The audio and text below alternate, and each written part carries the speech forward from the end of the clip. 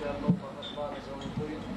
Yaşar bak piyasadan gelin el kanunlar bu da çocukta ilmi damat zanlarlıkta harbiyle dokundur. Toy zaman toy yine bana sağsından böyle yapıyor ondan sonra. Ilmi damat toyduk gerek. Doğru. Bak piyasadan. Aynen. Doğrudan devam. Bu pasajı Birlamın koyup ondan sonra şunun şeyler dokular dokudunun oğul toynayla. O benim zanlardan da boşuyor. kandidat wife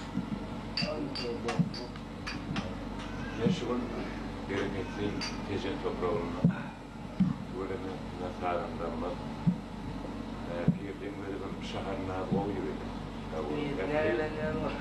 Oğuy doğa fiyarlarını hem cevna şuuruna aşılattı. Bir bağışı orta sağlığında orta hem cevna şuur yani anacak oğaydı. O bahar oğlunun toyunun hem sağlığından biri bağışlanmadı. Cevna şuur toyuyor. Sonra ağrı bile oğudu. Şuur tanrı geçirelim. Gelince yaşlar baktı ortada. Yerime de ama toydu orada. Oğudu. Toy vardı. Yıllar tanımak eden yıllar hem tanımayın orta saniye. Sana tanımak eden yıllar.